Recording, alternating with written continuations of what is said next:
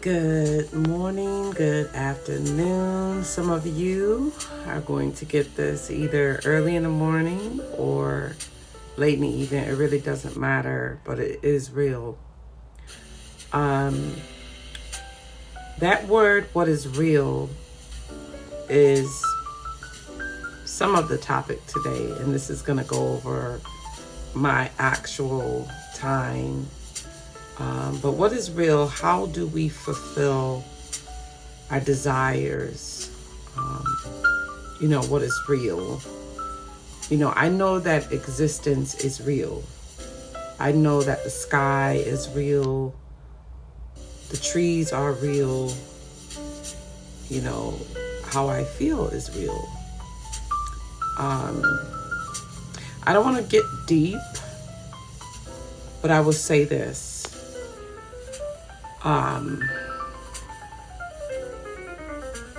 If you've ever felt like you weren't good enough, like you didn't deserve the love and respect that others receive, well, I know feeling all too well. I know that feeling. I can say it's beyond just healing through your chakras and exercising. You see, a long time ago, I made the decision to punish myself. I didn't think I deserved happiness, love, or success. And it all stemmed from the way I was treated as a young woman. It was behind my skin tone, my hair, the shape of my head, and also my round muscles, my muscle tone. Wasn't like I was fat, but I was athletic built, and other children would look and find a way to make me feel odd or weird. I had to get my focus on where I was going to be able to do what I wanted regardless of the circumstances.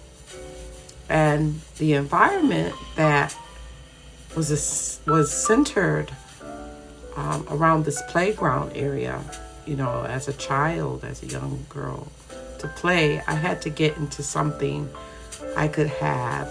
Like, I wanted to do things that was fun and to avoid being, distracted or sucked into issues from, bullies. And so did my parents. Some of the problems behind skin tones, like lighter skin and dark skin, the fact that they actually thought something in skin tone was really, it was just always weird to me. I just had to do the work from the inside out, and it was not easy. And, standing up in reference to confidence and the type of family background, as the only child or as the youngest child, none of us realize the pressures from peers and other siblings that could cause low self-esteem. I wasn't allowed to play with certain type of children, after school. Anyways, I also didn't make any reports to my elders about my encounters. Yeah, I was abandoned by a few who thought I needed thicker skin. Not my parents, but those who thought I needed to fight or discover what it felt like to be hit and punched. And I learned what it felt like to be beaten and bullied, as in manipulated and deprived of security by my own size and age. And, at least, within that decade age, so-called friends and classmates and my own young cousins or relatives, we all were in like this thing to wear this conundrum, our own issues. We were insecure from within. So we all just kept close. And as we grew, we couldn't provide each other with the coaching and support that would reflect the love and support that we were used to, but others, that was outside of a gate. You know what I mean? We could feel great to grow and go places together, and our parents devoted themselves in that world, and they made differences despite, the dogs around the corner and the little parasites on the ball field. I mean, in the playground, I followed in my parents' footsteps, and I got direction from some of my older siblings. Great focuses and enlightened conversations and experiences without drugs, without alcohol. It was about training and disciplining and constantly seeking validation through our own achievements, right? And feeling satisfied with our own work, our own looks, and even looking forward to receiving new experiences. And I am so grateful for that. You see, acceptance from loving people as in moving on. As a student, I was in martial arts, and there were some people who would, let their skills and abilities go to their heads. But then it hit me like a ton of bricks. I couldn't continue down that road with them. It was time for me to do something else. And because people was expecting us to do things that weren't positive, they were trying to use our skills for their own entertainments. I had to break the cycle of self-punishment and learn to love myself and walk away, isolate myself from those type of communities, those type of dimensions, just isolate and allow myself to wait for a next opportunity to experience a new chapter of my life without disrespecting myself, without wasting such a great experience for many decades. What I had developed and reserved was my knowledge. And that's when I became a female hammer.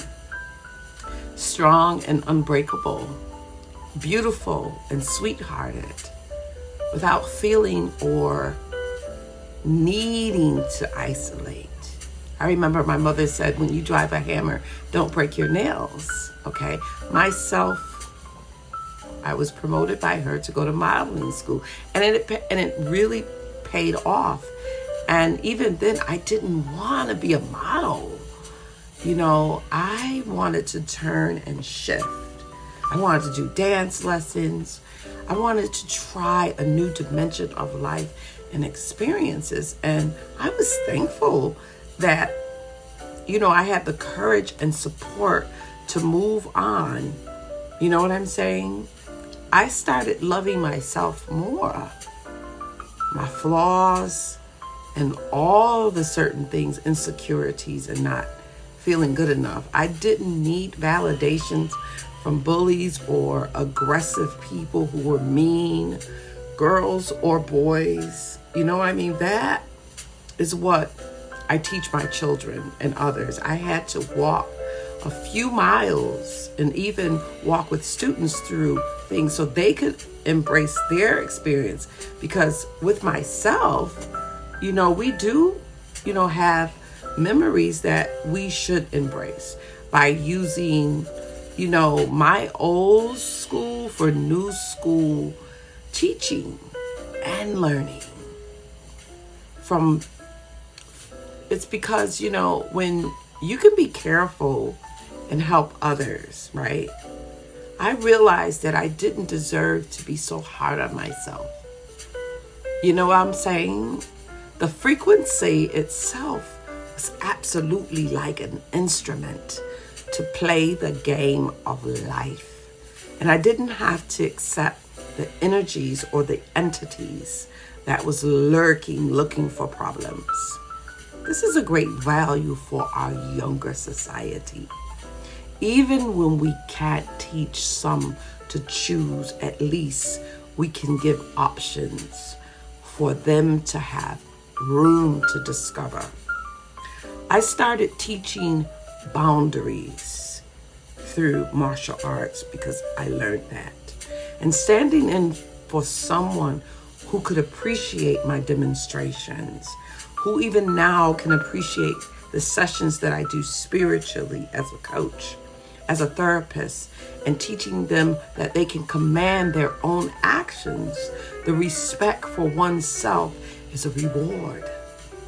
And indeed it is. It can carry out in decades and years, and even throughout healing, practicing, and evolving and learning. It does not make you stop there. Growing as a woman, a wife, a mother, I became a student of life. And I am not a bag of bones. Okay, we learn from our experience. And when I say I'm not a bag of bones, I'm just not pus and blood and skin. You know what I'm saying? We, from our experience, our mistakes, and even possible from those who may not be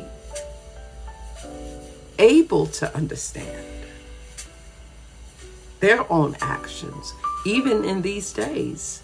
It's a pleasure to apply inspiration to someone who may not want to be inspired, but they're looking for ideas, whether it's through videos or even having a talk about their own thoughts, even taking sessions. They may not want to be, in front of a camera, because these are intimate, professional platforms. And with the compassion that I have for people, I learned to be kind and compassionate and understanding, and not just to others for the services I render them, but it's for my people who aren't so kind and generous. Not everybody is that. But even also for myself, it's a privilege to see that professionals are true through examples and study to practice for mastering as well. Mastering to do whatever they want to do. Okay? They get to learn that true strength that comes from within. And they don't have to be alone. And they don't have to go so deep. And it doesn't take decades to heal. Not from my standpoint. And no one can take that away from me. It is a privilege. So my message today to all of you is this: don't let others define your worth. Don't let the past or what someone else is doing determine your whereabout and where you are now. Break the cycle of self-punishment and become your own hammer. Okay? Become a hammer too. Love yourself. Stand up for yourself and be brave. Okay? Brave enough to follow your own path. And remember, the road may not always be easy, but you don't also have to be hard on yourself. It will be worth it. We don't have to go by fairy tales and think lucky or unlucky. Even like Dorothy in The Wizard of Oz, Wicked. We don't have to be some story with a bittersweet ending. We can just be. It may seem like we're just moving from sheet to sheet, but eventually, we will find our way, and we will become our most powerful selves and remain forever blossoming. Thank you. Let's feel clarity.